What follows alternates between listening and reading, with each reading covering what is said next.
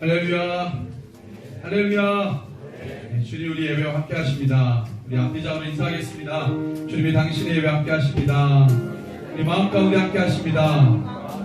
아멘. 주님이 우리 심령과 마음 가운데 지성소로 삼으셔서 주의 거룩한 영으로 우리 함께 하시는 줄로 믿습니다. 우리가 주님 앞에 나아갈 때 반드시 어둠이 떠나가고 믿음의 싸움에서 승리가 있게 될 줄로 믿습니다. 우리 예배를 올려드리면서 함께 간구하겠습니다. 우리 기도할 때에 주님, 우리의 심령과 마음을 주님 앞에 먼저 올려놓습니다. 십자가 아래 무릎 꿇리고 주님의 그 말씀과 그 섭리와 그 뜻 앞에 우리의 삶을 내려놓습니다. 주님 말씀하여 주옵소서. 이 예배를 통하여서 우리 주님만 영광을 받아 주시옵소서. 우리의 전심을 드리는 예배가 되게 하여 주시옵소서. 우리 함께 마음을 다하여서 주의 이름으로 간구하겠습니다. 주여,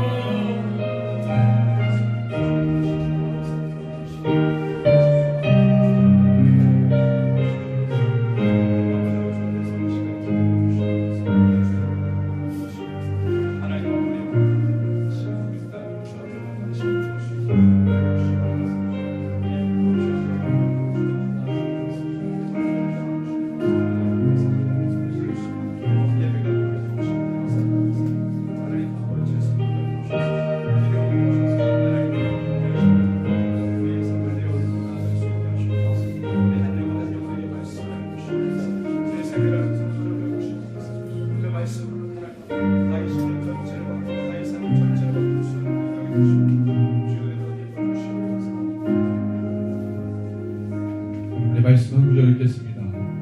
시편 108편 말씀입니다. 하나님이여 내 마음을 정하였사오니 내가 노래하며 나의 마음을 다하여 찬양하리로다. 비파야 수고맞겠지어다. 내가 새벽을 깨우리로다. 여호와여 내가 만민 중에서 주께 감사하고 문 나라 중에서 주를 찬양하오니 주의 인자하심이 하늘보다 높으시며 주의 진실은 궁창에까지 이르나이다. 하나님이여 주는 하늘 위에 높이 들리시며 주의 영광이 온 땅에서 높임 받으시기를 원하나이다. 아멘. 이 시간에 모든 만물을 창조하신 하나님 주의 영이 우리 심령과 마음 가운데 임하여 주시기를 간절히 원합니다. 나의 마음의 모든 환경이 조정되고 새롭게 되는 이 시간이 되게 하여 주옵소서.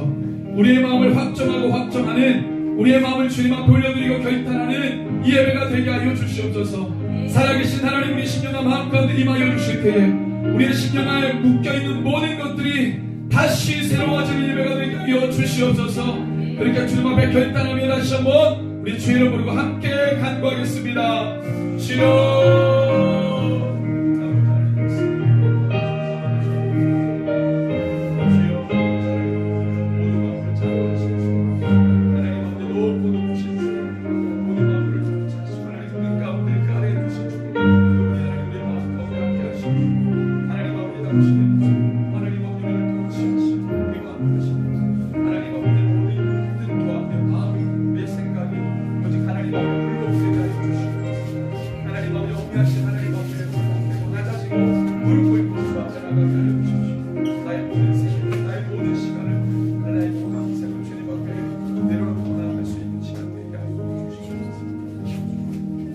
우리 다 같이 주님이 가르쳐 주신 기도 드립니다. 하늘에 계신 우리 아버지, 아버지의 이름을 거룩하게 하시며 아버지의 나라가 오게 하시며 아버지의 뜻이 하늘에서와 같이 땅에서도 이루어지게 하소서. 오늘 우리에게 일용할 양식을 주시고 우리가 우리에게 잘못한 사람을 용서하여 준 것 같이 우리 죄를 용서하여 주시고 우리를 시험에 빠지지 않게 하시고 악에서 구하소서. 나라와 권능과 영광이 영원히 아버지의 것입니다. 아멘. 우리 다 자리에서 일어나셔서 우리 심령과 마음 가운데 주님을 기뻐하게 만들고 또 소망하게 만드신 우리 주님 함께 찬양합시다.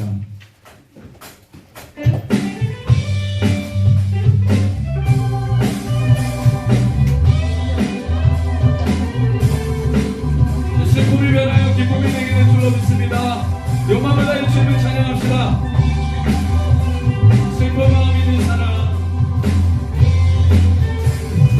슬픈 마음 있는 사람, 예수 이름 믿으며 영원토록 변함없는 기쁜 마음 얻으리. 슬픈 마음 있는 사람, 슬픈 마음 있는 사람, 예수 이름 믿으며 영원토록 변함없는 기쁜. 한 번 더 선포합니다. 슬픈 마음 있는 사람, 슬픈 마음 있는 사람, 예수 이름 믿으며 아멘. 영원토록 변함없는 기쁜 마음 예수 예수의 이름은 세상의 소망이요. 예수의 이름은 천국의 기쁨이. 예수 예수의 이름은 세상의 소망이요. 예수의 이름은 천국의 기쁨이. 세 거룩하신 주의 이름 너의 방패 삼아라. 환난 시험 당할 때에 주께 한 번 더 고백합시다. 거룩하신 주의 이름 너의 방패 삼아라. 환난 시험 당할 때에 주께 기도 찬양합니다. 예수의 이름은 세상의 소망이. 아멘. 예수의 이름은 천국의 기쁨.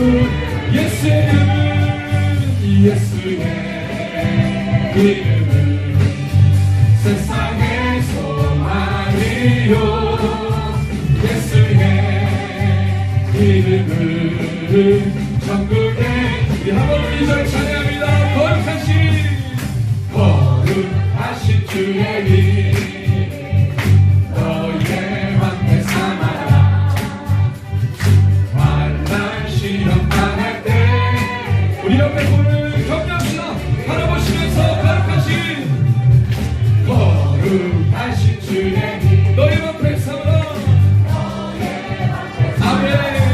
환난 시험 당할 때에 주님이 함께 하십니다.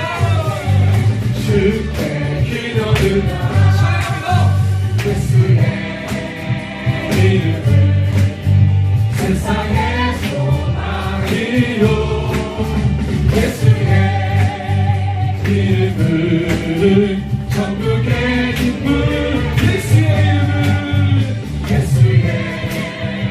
이름은 세상의 소망이요. 예수의 이름은 천국. 목소리로 봅시다. 존귀하신 주의 이름 우리 품에도다. 주의 품에 안길 때에 기뻐 찬송 부르. 존귀하신 주의 이름 우리 기쁨에도다. 주의 품에 안길 때에 기뻐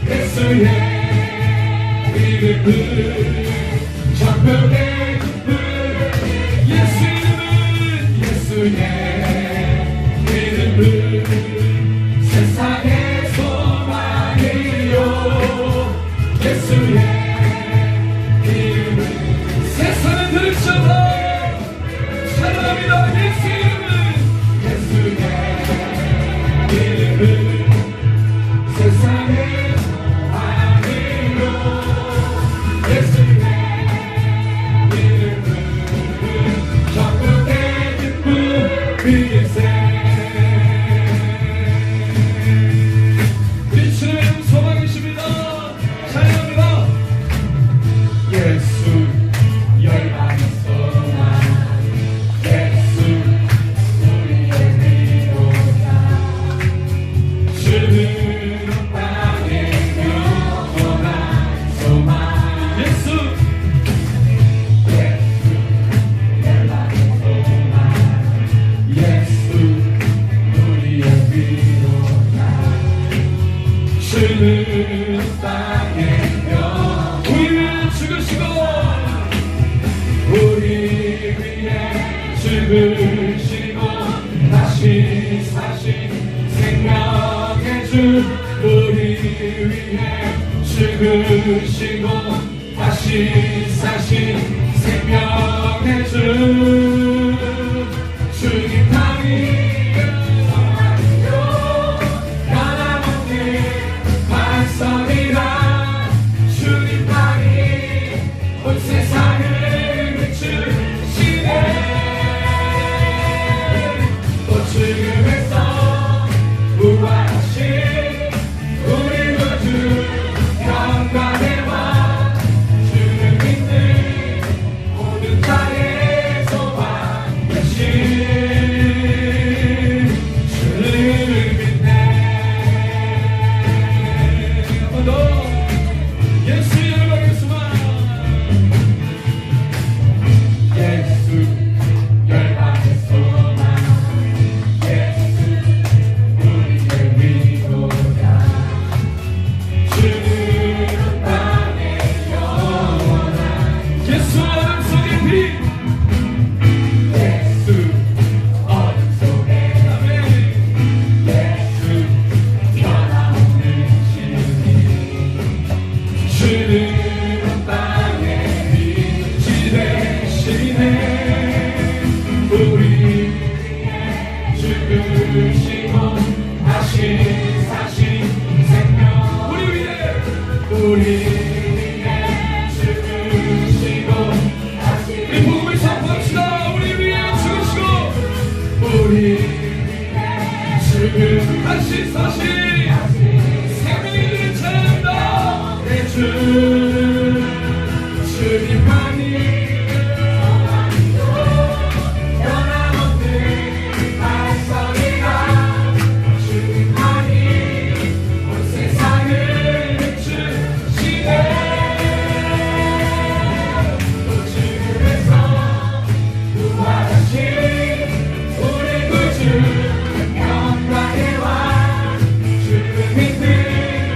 모든 자의 소망 사랑합니다. 주님이 소망이요 변함없는 반석이라 주님만이 온 세상을 비추시네 죽음에서 부활하신 우리 구주 영광의 왕 주는 모든 자의 소망 되신 주를 믿네 사랑합니다. 우리 위해 죽으시고 우리 위해 죽으시고 다시 사신 생명의 주 우리 위해 죽으시고 다시 사신 선포합니다. 우리 위해 죽으시고 다시 사신 생명의 주 우리 위해 죽으시고 다시 사신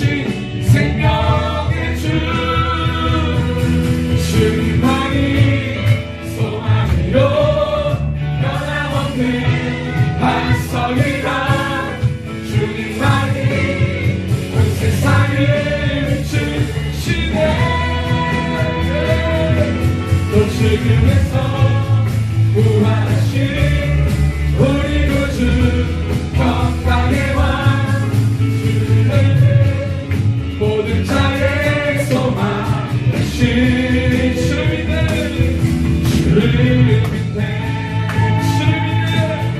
주를 믿는 주를 믿는 주를 믿는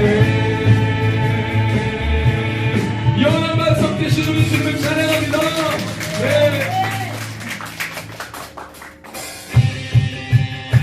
우리 주님 위대한 일을 하셨습니다. 부활하시고 우리를 구원하셨습니다. 반드시 살아계신 우리와 함께 하신 주를 찬양합니다. 선포합니다. 위대한 구원을 한 죽음이 길고 날 구했네. 찬양해 예수 사셨네. 예수 사셨네. 십자가 죽는 수고 영원한 승리의 날 찬양 소리쳐 예수 사셨네. 다시 사셨네.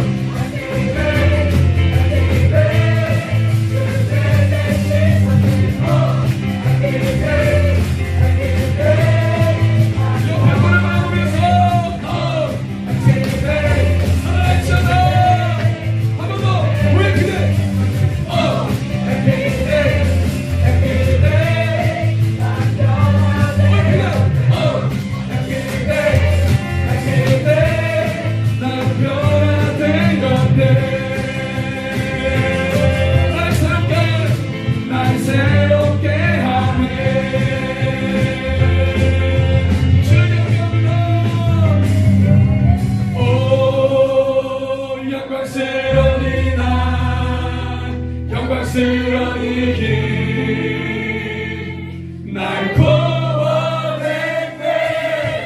오 영광스러운 이 날 영광스러운 이 길 날 구원했네. 오 영광스러운 이 날 영광스러운 이 길 소리쳐.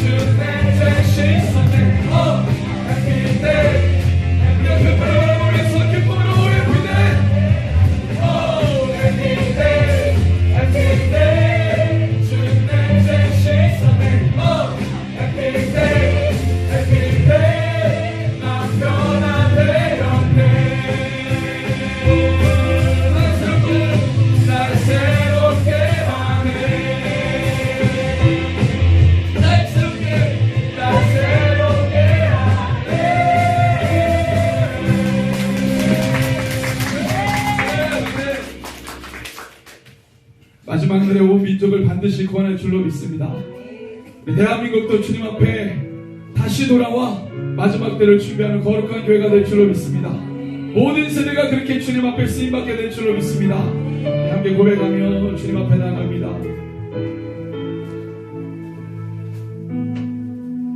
이 땅의 동과 서남과 북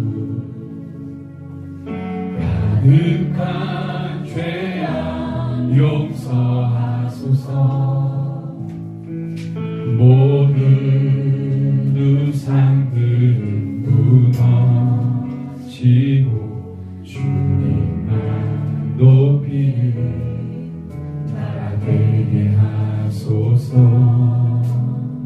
이 땅에 지친 모든 영혼, 이 땅에 지친 모든 영혼, 주 예수 사랑 알게 하소서.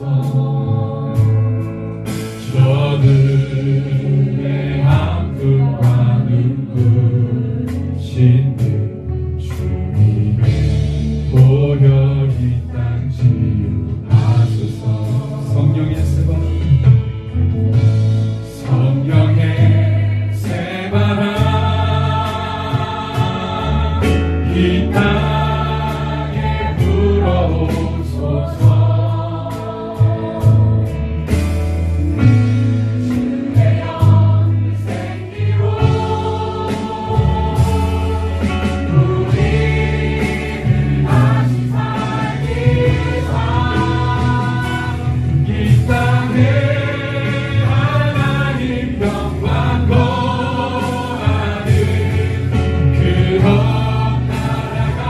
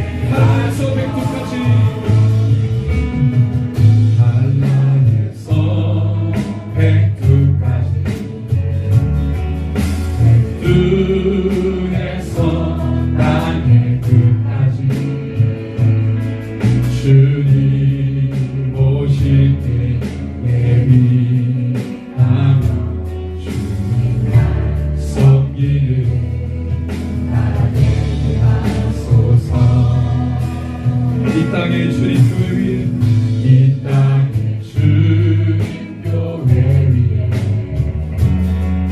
하늘의 생기 부어주소서 열방을 치유하는 주님의 군대를 일으켜 성령의 새바람 이 땅에 불어오소서 주의 연그 생기로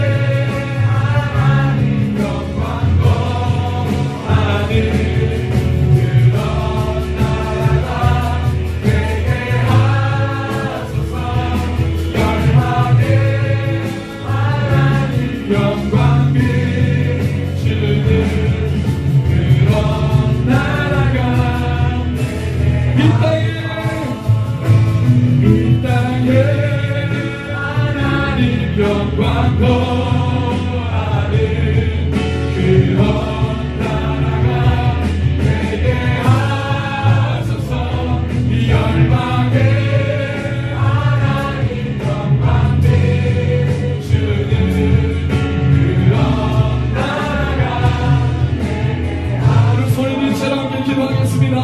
주님 나를 넘어서 이 땅을 넘어 열방까지 주님의 나라 확장되게 하여 주시옵소서. 하나님 우리 안에 있는 사마리아가 있으니까 땅 끝까지 달려갈 수 있도록 다 깨뜨려 주시옵소서.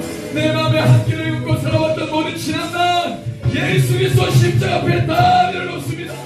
나를 인도하여 주시옵소서. 주님의 들에 감당할 수 있는 마지막 날에 주님의 나라를 위해 헌신하며 달려갈 수 있는 더욱 나은 세대로 일어나게 하여 주시옵소서.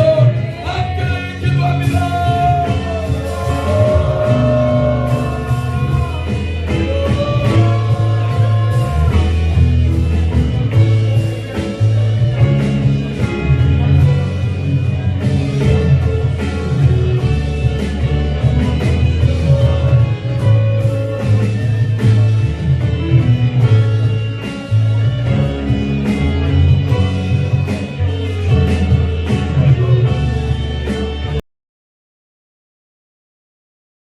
말씀 로마서 오늘 10장 5절에서 13절 말씀입니다. 로마서 10장 5절에서 13절.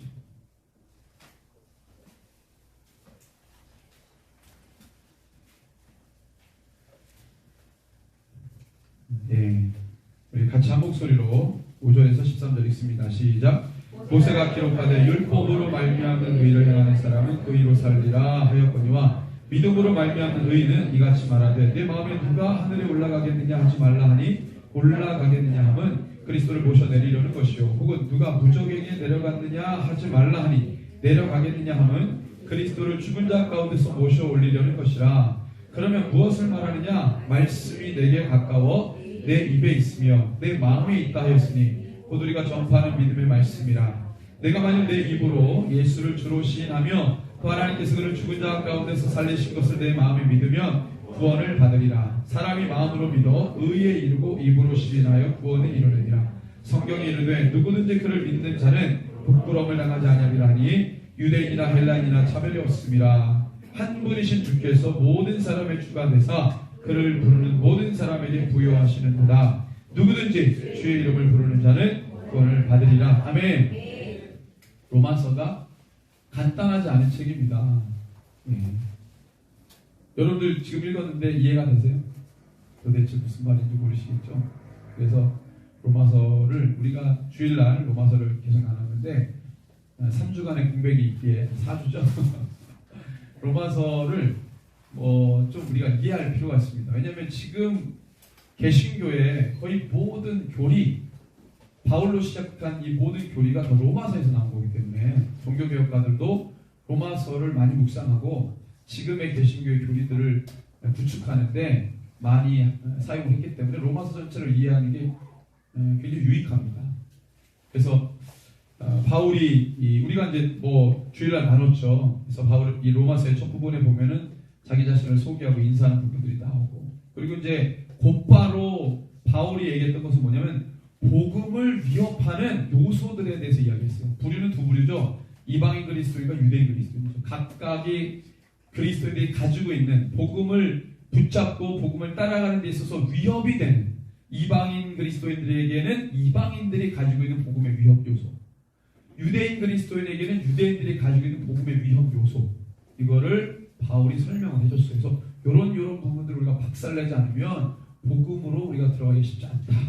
유대인들에게 언급했던 복음을 위협하는 요소들, 이방인들에게 거론했던 복음을 위협하는 요소들을 바울이 쭉 설명을 한 것이죠. 그 걸림돌들을 길게 설명을 해서 변증을 한 거예요.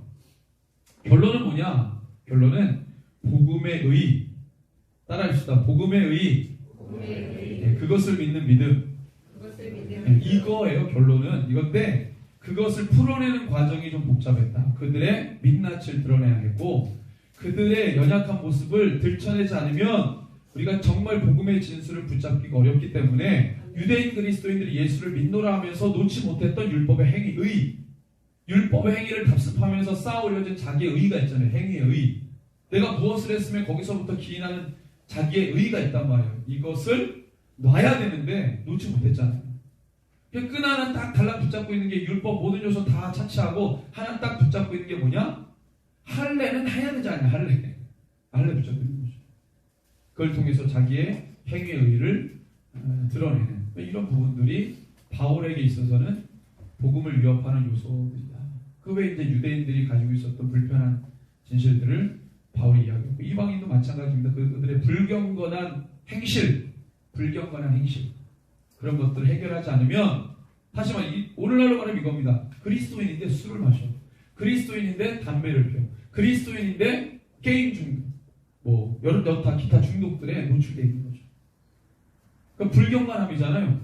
그러니까 바울이 계속해서 헬라인들, 이방인들이 그리스도인이 될 때 또 여러 가지 종교들을 거쳐서 마침내 그리스도로 종착했는데 거기 왔는데 그동안에 자기가 살아왔던 인생의 여러 가지 많은 문제들이 관습처럼 찌들어가지고 예수를 믿어도 해결이 안 된다 이거예요. 이런 불경건함이 깨져야 우리가 복음의 진수를 붙잡고 그것을 향해 질주할 수 있다. 바로 이제 이런 문쪽으로 얘기를 한 거예요.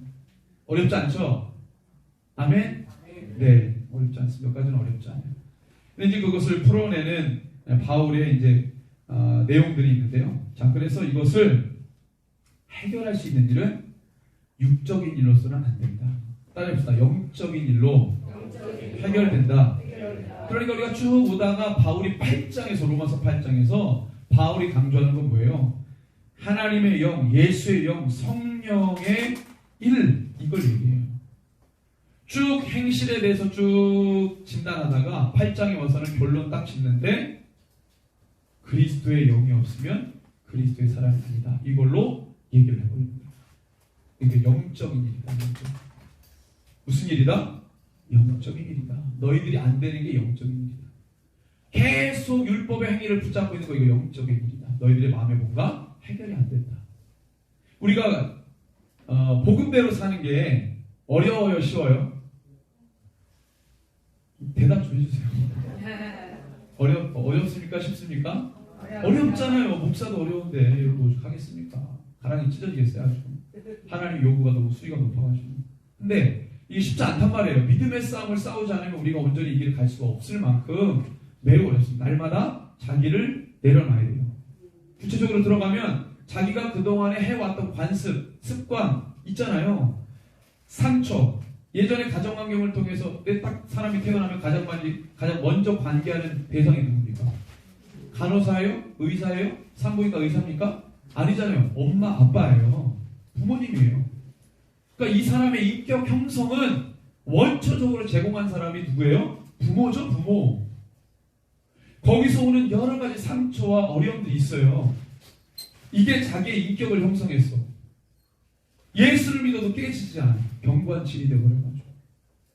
사단이 거기다 둥지를 들었다, 이거 둥지를. 깨지지 않는 거예요. 이게 복음을 위협한다는 거예요, 복음을. 그래서 우리가 성령을 받고 주님이 우리 안에 계시고 하나님의 영이 임하고 예수의 영이 임하고 그리스도의 영이 임하여서 날마다 이거 내 안에 사단이 둥지 틀어놓은 거 내 관습을 날마다 깨고 습관 깨고 버리고. 그래서 누가복음에는 뭐라고 돼 있어요? 날마다 십자가를 지고. 마가에는 없는 거잖아요. 누가복음에만 나와 있어요. 날마다 십자가 지는데 언제? 1년 내에 2번? 사순절기간 때, 고난주간 때, 부활주일 때, 그때 성령 강림주일 때 아니고 날마다 십자가를 지내는 거 아닙니까? 그 어휘 자체가 날마다 자기를 버리는 마지막에 붙는 그 단어가 그 전체를 말해주는 거예요. 날마다 자기를 버린다는 말은 날마다 자기 십자가를 진다는 이 얘기 아닙니까? 예수님처럼. 예수님도 자기의 의를 내려놨기 때문에 십자가 지신 것처럼 우리도 십자가 지려면 내 의를 내려놓고 내 모든 것을 내려놓고 내 안에 모든 쌓으려진 모든 것들, 상처로부터 해가지고 모든 것들을 다 예수님께 내려놔야 우리가 온전히 복음의 삶을 살아갈 수 있다는 거잖아요. 이게 영적인 일이다, 이렇게 말하는 거예요. 영적인 일. 우리를 가로막고 영적인 일. 니들 안 되는 거 영적인 일.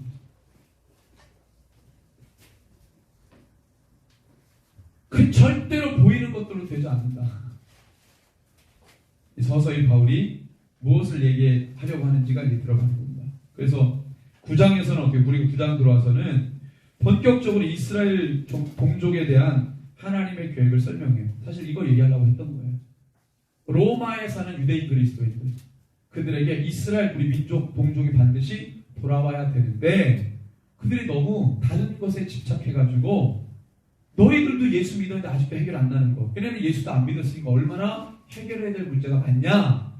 그러면서 반드시 우리 동족이 돌아와야 된다. 바울이 이방인의 사도로 부름받았잖아요. 그런데 자기 동족을 사랑하죠. 내가 이방인을 위해서 복음을 전해도 내 동족은 반드시 돌아와야 되죠. 왜? 구원은 유대인에게서 그 다음에 헬라인. 요 도식이 바울 안에 있잖아요. 첫째는 유대인에게요. 그 다음에 헬라인이잖아요. 그러니까 반드시 유대인 돌아와야 되는 거예요. 반드시 이스라엘 동족 돌아와야 되는 거예요. 이방인의 사도로 부르면 여러분들 우리가 해외 선교하지만 한국을 제외시켰습니까? 내 나라, 내 민족 사랑 안 합니까? 우리 우즈벡 다녔는데 우즈벡은 너무 사랑하는데 우즈벡 생각하면 눈물 나는데 대한민국 가면 냉랭해. 이상하잖아요. 안 이상하세요? 우리가 열방 선교 아무리 해도요. 우리 민족 안 들어오면 공허한 거예요. 마음이 허한 거예요. 뭐나 2% 부족한 거예요. 2%. 세계 선교를 해도 내 나라 내 민족 돌아와야 되는 거예요. 이 민족에 서야 되는 게 똑같은 거죠. 바울의 마음은. 그래서 얘기를 하는 거죠. 그래서 9장에 보면은 본격적으로 이스라엘 동족에 대한 하나님의 계획을 설명합니다. 그래서 이스라엘을 하나님이 반드시 구원하신다 이 얘기를 하는 거예요. 그런데 모든 이스라엘이 구원받겠냐? 현실의 문제로 돌아와요. 바램은 이스라엘 전체가 돌아와야 되는데 현실의 문제가 있죠. 모든 이스라엘이 돌아오겠냐 이거예요.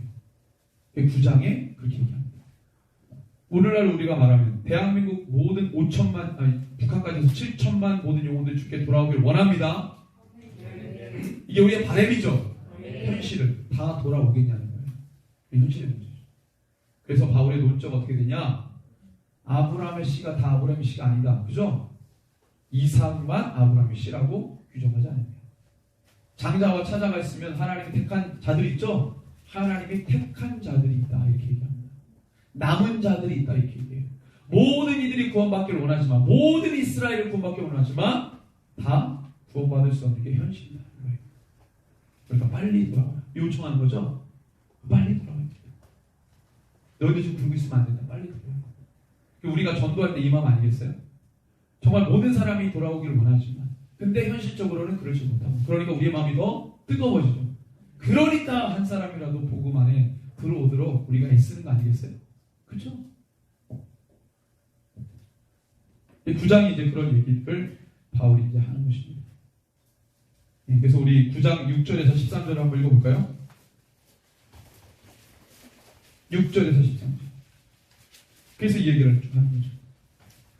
같이 읽습니다. 그러나 하나님의 말씀이 폐하여진 것 같지 않도다. 이스라엘에게서는 그들이 다 이스라엘이 아니요 또 아브라함의 씨가 다 그의 자녀가 아니라 오직 이삭으로부터 난 자라야 내 씨라 불리게 하셨으니 그 육신의 자녀가 하나님의 자녀가 아니요 오직 약속의 자녀가 씨로 여기심을 받느니라. 약속의 말씀은 이것이니 명년 이때 내가 이르리니 사라의 아들이 있으리라 하시니라. 그뿐 아니라 또한 리브가가 우리 조상 이삭 한 사람을 말미암아 임신하였는데 그 자식들이 아직 나지도 아니하고 무슨 선이나 악을 행하지 아니한 때에 택하심을 따라 되는 하나님의 뜻이 행위로 말미암지 않고 오직 부르시는 이로 말미암아 서게 하려 하사 리브가에게 이르시되 큰 자가 어린 자를 섬기라 하셨나니 기록된 바 내가 야곱은 사랑하고 해서는 자 보세요.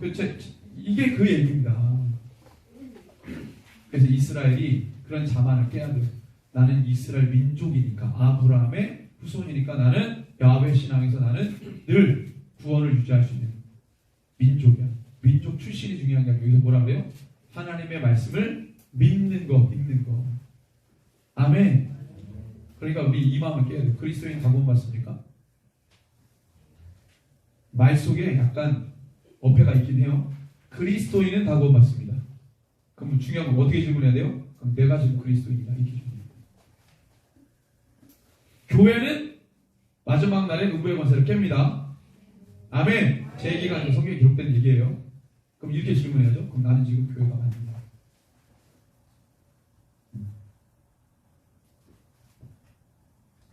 그래서 표면적 유대인, 이면적 유대인 바울이 기억나시죠? 이게 뭐예요? 니들은 진짜 유대인이 아닌 것 같아.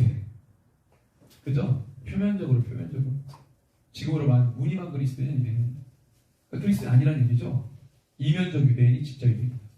하나님의 말씀 마음에 새겨서 그 말씀대로 살아야 진짜 그리스도인이지 교회지. 표면적으로 종교행위 아무리 한다 그래서 안 된다. 하나님의 말씀을 믿는 거. 자꾸 행위를 강조한다는 것은 자기 의의를 강조하는 겁니다. 행위를 통해 쌓여진 자기 의, 경험, 스펙, 종교적 스펙, 지위, 거기서 얻어질 지위, 덕망, 유명 이런 것들. 그게 2000년 전 예수님 당시 때 살았던 종교 지도자들이 누렸던 자기의 영광 아니겠어요? 그죠? 그 영광 어디서 왔습니까? 여호와가 준 거예요? 아니에요. 자기가 종교적인 행위를 습관처럼 답습하면서 쌓아 올린 자기 명성이에요. 종교적 명성. 그러니까 20년 동안 교회 생활하고 장로인데 직분이 뭐인데 하나님을 사랑해 본 적은 없어. 자기가 교회에서 이것도 했고 저것도 했고 막 쌓여진 그 경력, 종교적 경력, 그 공도 위에 자기 자리가 있기 때문에 하나님하고 상관없죠. 이거를 바울이 지적하는 거예요. 그거 그리스도인이 아니라. 그러니까 이런 어떤 교만을 유대인 그리스도인이 가지고 있었던 그 교만, 유대인들이 가지고 있었던 그 교만을 우리가 내려놔야 된다. 이제 바울이 이런 논조로 이야기를 하는 것이죠. 자, 그래서 이것이 그러면 이렇게 하는 걸 그러면 하나님을 불의하시다고 하겠느냐라고 나오죠. 14절이 9장 14절에 바로 그런 논조의 맥락 자체가 그래요. 이렇게 했는데 하나님이 그럼 이스라엘은 기계적으로 이스라엘은 다 구원받냐? 기계적으로 아니다. 그 하나님의 약속을 믿어야 하나님의 백성이다. 이렇게 정하신 이런 룰을 정하신 하나님이 불의하다고 말할 수 있느냐? 이렇게 물었을 때 바울이 끌고 나오는 얘기가 뭐냐면 따라합시다. 하나님의 주권. 하나님의 주권인데 그래서 여러분들 19절에서 23절에 보면 비유로 끄집어내는 게 뭐냐? 토기장이하고 진흙입니다. 이게 하나님의 주권이에요. 그렇게 정하시면 하나님의 주권이다. 자 보세요. 여기서 좀 생각이 필요해요. 하나님의 주권을 끌고 오면 내 의가 박살납니다. 제가 경험해 보니까 우즈벡 가니까 그래요. 우리가 이렇게 얄팍한 두 광고밖에 안 된 뇌로 가지고 막 설계해서 계획해서 그대로 됐어요? 안 됐어요? 안 돼. 그거를 그 상황에서 받아들이는 게 하나님의 주권을 받아들이는 거예요. 그래서 실망하고 좌절하고 정죄하고 서로가 당신 때문에 안 됐어. 너 때문에 이렇게 됐어. 이거는 되게 어리석은 아주 저급한 신앙이고 그 상황을 그렇게 연출하신 하나님의 주권을 감각적으로 받아들이면 그건 되게 수위가 높은 그리스도이죠. 우리가 실상에서 많이 경험하지 않습니까? 그렇죠?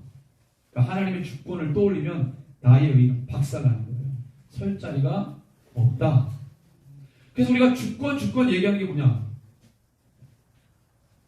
하나님의 모든 만물을 통치하신다. 이건 교리가 아니고 사실입니다.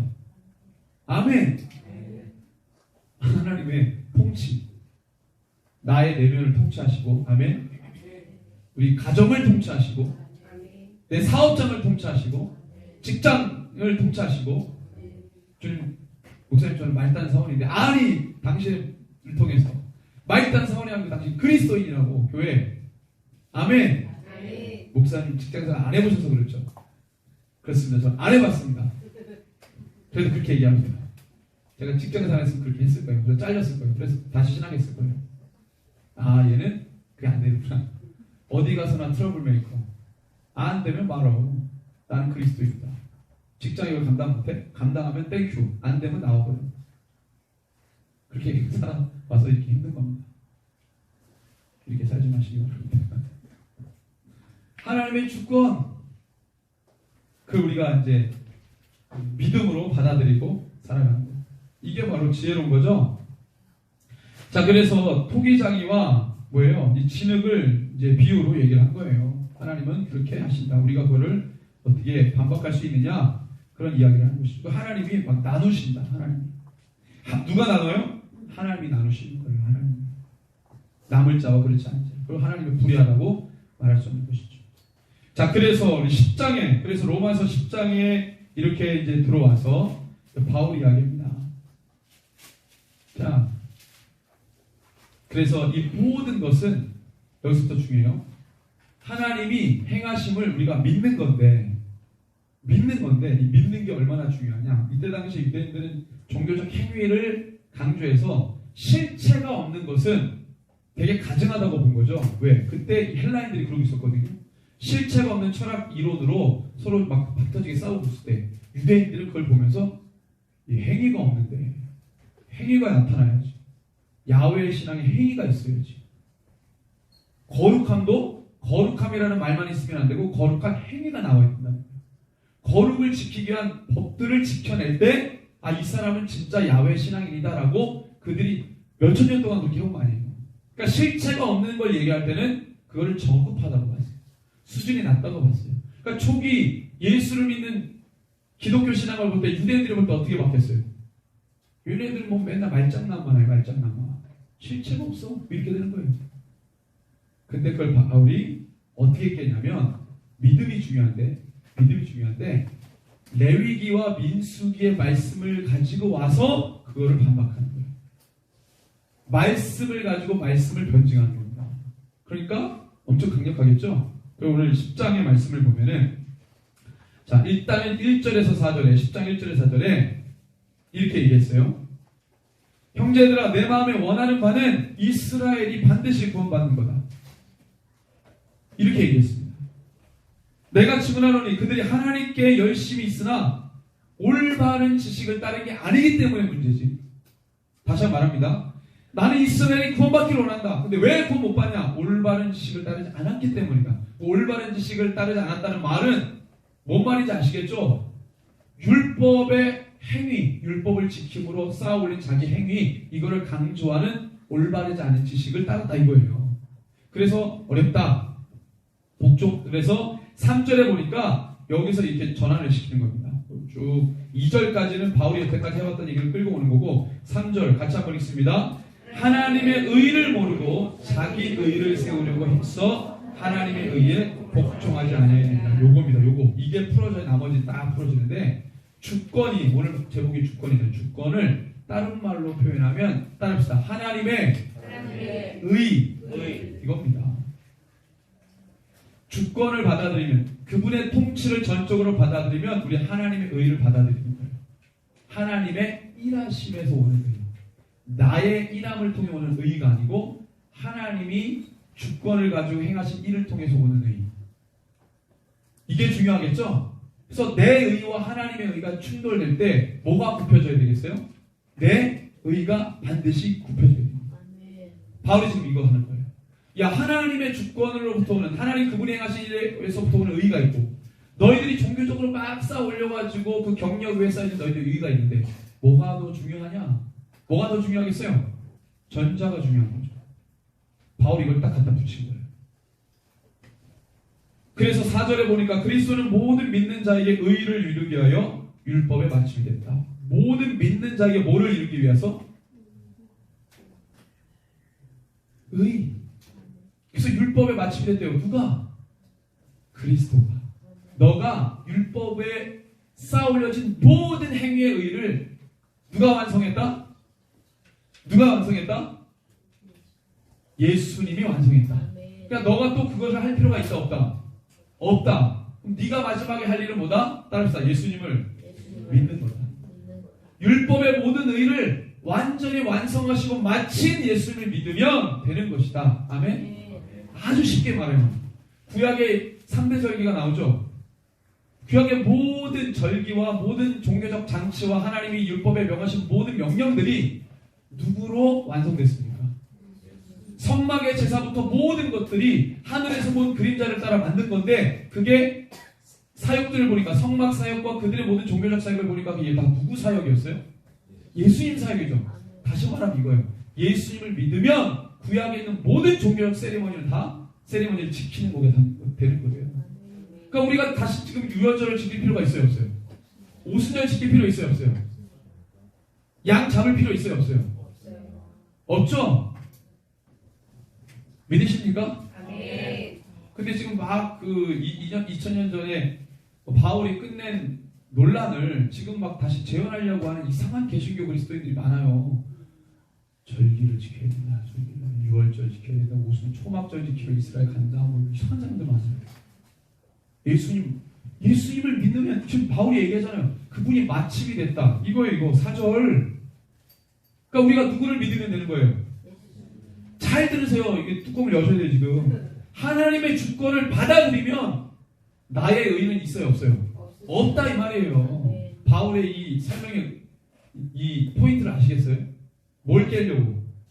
유대인들이 율법을 통해 쌓아 올린 종교적 경력, 그것으로서 오는 의. 아, 나는 의로워. 나는 올바라. 어디서 기인한 거예요? 자기가 쌓아 올려진 종교적 행위. 예수님을 믿음으로 그분이 은혜로 부어주셔서 너를 의롭다. 이렇게 하는 위에서부터 오는 게 아니라 아래서부터 자기가 끌어올린 거라고요. 이걸 바울이 깨려고 하는 겁니다. 그래서 그 다음에 이게 여러분들이 이해가 되면 그 다음에 너무 쉽게 풀리는 거예요. 난해 구간이라고 말하는 6절, 7절이 무슨 말인지 압니다. 자, 보세요. 바울이 깨려고 하는 것은 유대인들의 율법적 행위에서 오는 이 경력이죠. 의죠. 행위에서 오는 의죠. 그게 강조가 되면 어떻게 되냐? 6절처럼 한다는 거예요. 6절 같이 한번 읽습니다. 시작. 믿음으로 말미암은 의는 이같이 말하되 너 마음에 누가 하늘에 올라가겠느냐 하지 말라 하니 올라가겠냐 함은 그리스도를 보셔 내리는 것이요. 7절 시작. 혹은 누가 무저경에 내려가겠느냐 하지 말라 하니 내려가겠느냐 함은 그리스도를 죽은 자 가운데서. 자, 이게 신명기에 있는 말씀을 가지고 와서 얘기한 거예요. 설명해 드릴게요. 율법의 행위가 강조되는 신앙 같으면 이렇게 한다는 거예요. 예수님 다시 오시죠? 율법의 행위를 강조하는 그리스도인들이 이렇게 한다는 거예요. 그게 만약에 중요하다면 예수님이 다시 오실 때 그분을 다시 오시게 하기 위해 자기가 어디로 올라간다는 거예요? 어디로 올라간다는 거예요? 하늘로 올라가겠느냐? 하늘로 자기가 올라가서 그 행위를 통해 예수님을 다시 모셔 내려오도록 한다는 얘기예요. 이거 할 수 있어요? 못해요? 자기 행위로 할 수 있어요? 없어요? 너가 그 신앙 안에서 그 행위가 너무 옳다라고 맞는다면, 그게 맞다고 한다면, 그게 핵심이라고 한다면, 너가 예수님 다시 오실도록 네가 하늘로 올라가서 그분을 끌어내리겠느냐? 반대로 신명기에서는 바다 끝이라고 되어 있는데 여기는 다르게 기록되어 있죠. 무적행으로 되어 있어요. 죽어서 7절에 보니까 무적행에 내려가는 이게 이제 신명기에서는 바다 건너편이라고 되어 있는데 어쨌든 너가 갈 수 없는 곳 바다 끝이든지 저 무적행이든지 지옥 스올이든지 거기에 내려가서 주님을 부활하시도록 하기 위해 네가 무덤에 내려가서 그분을 끌고 오겠느냐 그 행위를 네가 할 수 있느냐 모든 걸 네 행위로 다 옳게 만들 수 있다면 그거 가능하냐? 가능해요? 불가능해요? 안 되죠. 너의 행위는 한계가 있다 이거죠. 아브라함이 하나님을 믿었어요. 뭐 때문에 믿었습니까? 창세기 15장에 나와 있잖아요. 불가항력적인 일인데 자기 행위로는 할 수 없는 거를 하나님이 하신다고 하는 것을 믿었잖아요. 내가 하는 게 아니라 누가 한다고? 하나님이 하시는 일을 바라는 주권이라고 하는 건데 그 주권을 믿으면 그의 통치를 믿으면 그를 의로 여기겠대요. 우리가 보통 이신칭이 하면 어디를 얘기합니까?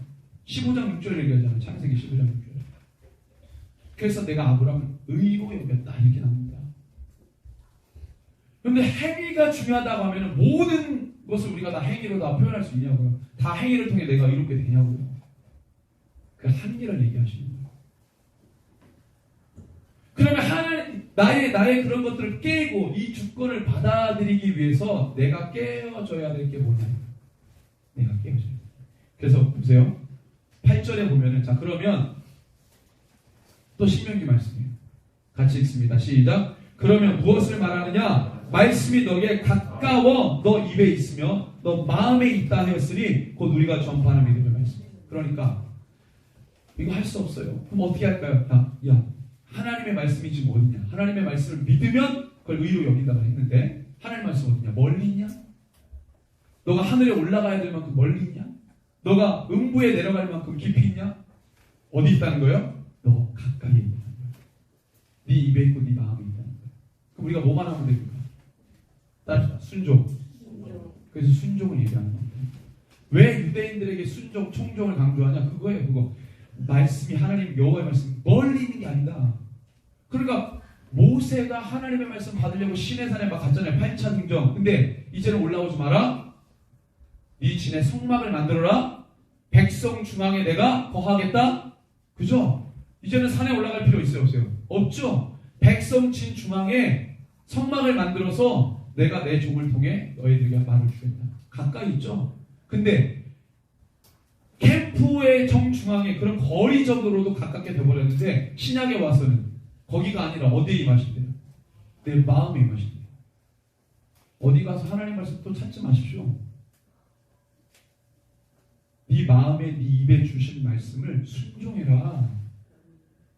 그게 하나님의 주권을 받아들이는 거고 그때 내가 깨어집니다. 내 생각, 내 자아, 내 싸울림 모든 게. 우리의 모든 행위는 마음에서부터 시작되죠. 아멘. 그래서 율법의 약점 뭡니까? 드러난 행위만 부족하죠. 그럼 아직 죄는 안 졌어. 마음속에만 있어. 율법으로 구속할 수 있어요? 안 되죠. 아직 행위로 미쳐 나오지 못한 것은 구속 못해요. 그럼 뭐가 중요해요? 저 사람 때린 적은 없어. 마음으로 미워만 했어. 율법으로 구속시킬 수 있어요? 없죠. 근데 하나님이 죄라고 정해요. 왜? 왜 죄를 정해요? 하나님 우리 마음 모르세요? 우리 마음 알잖아요. 네 죄가 행위로 나올 때부터 죄가 아니고 네 마음속에 있을 때부터 죄다. 누가 얘기했어요 이걸? 예수님이 팔복에서 얘기하셨죠. 그렇죠? 율법에서는 이렇게 얘기했으나 나는 이렇게 얘기한다. 뭐예요? 율법 정면 도전이 아니에요. 율법의 원래 의미를 해석해 주시는 거죠. 간음이라고 하는 행위적으로 나온 거 모세 때는 이렇게 얘기했는데 나는 너가 마음에 음욕을 품는 자마다 뭐예요? 그러니까 마음의 환경을 먼저 얘기하셨죠? 마음. 모든 게 무엇에서부터 시작해요? 마음. 자, 그래서 그 논조를 보고 10절을 봅시다. 10절. 로마서 10장 10절 같이 읽습니다. 시작. 사람이 마음으로 믿어 의에 이르고 입으로 시인하여 구원에 이르고. 구원이 어디서부터 시작된다고요? 마음입니다. 마음으로. 그 다음 이게 어디까지 연결돼야 돼요? 일단은 입으로 시인하는 행위로 연결이 돼야 되겠죠. 그러니까 바울이 얘기하는 것은 유대인들이 하지 않았던, 할 수 없었던, 무시했던 그 영역, 마음의 영역을 다시 바울이 얘기하면서 거기가 제대로 돼야 우리의 행위가, 이게 안 되면 우리가 뭐라고 불렀어요? 유대인들을 이게 안 되니까 그들을 외식한다 그랬죠? 그래서 그들이 외식하는 거예요. 마음 없이 하는 나오는 행위, 그 외식이잖아요. 회칠한 무덤, 그렇게 말하는 것입니다. 그래서 우리가 육신이 죽어서 죽음이 아니라 마음이 죽은 자도 죽었다라고 말하죠. 영이 죽은 자를 죽었다고 말하죠. 그죠? 그래서 9절에 보면요, 이런 불가항력적인 것을 우리가 할 수 없어요. 하나님이 하시는 일인데 그 결정판이 뭐냐? 복음의 진수인데 이걸 우리가 믿는 게 진짜 믿는 건데 그게 9절이죠. 9절 같이 읽습니다. 시작. 너가 만일 너 입으로 예수를 주로 시인하며 또 하나님께서 그를 죽은 자 가운데 살리신 것을 내 마음에 믿으면 구원을. 자, 이 말이 뭐냐? 이 맥락 속에서 예수님을 죽은 자 가운데서 살리신 건 누구만 할 수 있어요? 하나님만이 할 수 있습니다. 너가 할 수 있는 게 아니다. 네 행위로, 율법의 행위로 불가능하다. 우리가 불가능한 일이 많아요, 적어요? 많죠? 그래서 믿음이 필요한 겁니다. 믿음이, 그게 하나님의 주권 아니겠어요? 자기 아들을 데워주고 다시 살리는, 다시 보내는 하나님의 주권이에요. 그거를 너가 하려고 하지 말고 너가 할 수 없으니 주님이 하는 걸 너가 믿으면 된다. 그걸 어디서부터? 마음으로. 그게 될 때에 누구든지 주의 이름을 부르면 구원을 받는다 이거예요. 그때부터는 민족이 상관없다 이거예요. 아멘. 계층이 상관없고 세대가 상관없다 이거예요. 그게 돼요. 그래서 13절까지 동주가 되죠. 하나님은 모든 자들을 구원하길 원하시죠. 근데 현실은 그렇지 못한 게 있어요. 그래서 우리가 날마다 하나님의 주권을 이해하고 내 걸 깨고, 주권을 받아들이고 내 걸 깨고, 이 작업이 계속 우리 영적인 삶에서 일어나야 되는 것이죠. 일어나야 되는 것이죠. 결국에는 내가 부셔져야 돼요. 내 의의가 산산조각입니다. 그래서 우리가 금요일날 그런 얘기를 했잖아요. 내가 안 하면 하나님이 하시는데 하나님이 하는 순간, 손대는 순간 감당 못할 일들이 벌어집니다. 그래서 완전히 내 삶에 어떤 변화가 일어났어요. 그건 뭐예요? 하나님이 다시 리셋하시는 거라고 그러죠. 내가 살아갔던 모든 방식이 하나님과 하나님을 기쁘게 해드리지 못하는 방식이었어요. 그럼 하나님이 그걸 다 떠가지고 완전 리셋. 이스라엘 백성들 1, 2, 3차 포로 유수 사건을 통해서 남유다에서 가나안 땅에서 저 바벨론 땅으로 흩어버린 것처럼 다시 리셋. 뭐예요? 너 시작이 너의 그동안의 관계를 맺어도 하나님의 뜻과는 상관없어. 뭘 해도 하나님의 뜻과 상관없어. 그럼 하나님이 다 엎어버려요. 그리고 다시 시작할 때는 뭘로 시작해야 된다는 거예요? 여호와의 신앙으로 다시 시작하라. 하나님의 신앙. 그 기반 자체를 다시 쌓으려고. 복음으로. 이게 하나님의 주권을 받아들이는 것이죠. 내 안에 그를 저항하려고 하는 나의 모든 의지적 요소를 다 깨는 겁니다. 그런 은혜가 저와 여러분들 가운데 있기를 소원합니다. 마지막 날에 대한민국 판을 왜 이렇게 흔드시나? 계획이 있겠죠, 하나님에게. 여태까지 밟아왔던 역사가 아니야, 영 아니야. 다시 리셋하시는 거예요. 조종하고 교회 영성을 다시 회복시키고 목회자들도 다시 정신 차리게 하고 예배도 뭐 니네들 이렇게 생각했어? 아니야, 그거 아니었어. 다시 주님이 세우시는 겁니다. 이 하나님의 섭리가 내 심령과 개인의 심령과 가정과 소규모의 집단에서부터 큰 집단까지 하나님이 다 엎으시고 다 리셋하시고 다 조종하시는 거예요. 그래서 우리가 영적으로 깨어있어서 이것을 믿음으로 받아들이시기 바랍니다. 하나님의 주권을 전체 받아들입니다. 옆에 분에게 이렇게 고백합시다. 주님의 주권을 받아들입시다. 믿읍시다. 나의 의를 깹시다. 함께 기도하겠습니다. 이 시간에 기도할 때 주님, 하나님 내 안에 깨져야 될 것들이 있습니까? 여전히 내가 놓지 못하고 내 의의를 드러내고 하나님의 일하심을 내가 말하는 것들로 가리는 것들이 있지 않습니까? 주님, 마지막 때입니다. 주님의 하시는 일을 믿음으로 바라보고 따라가게 하여 주옵소서. 주님의 말씀과 음성은 멀리 있는 것이 아니라 우리가 또한 받기 위해 계시를 받는 것이 아니라 주님의 말씀이 당신이 이미 내 안에 계십니다. 내 입술에 당신의 말씀을 넣어주셨습니다. 우리가 그것을 순종할 때에 반드시 주의 역사가 일어나게 될 줄을 믿습니다. 주여, 다시 일하여 주옵소서. 내 안에 깨고 일어나는 주님의 놀라운 변화의 은혜가 다시 부어지게 하여 주옵소서. 모든 세대가 이것을 감당하게 하여 주옵소서. 우리 죄를 부르고 함께 간구하겠습니다. 주여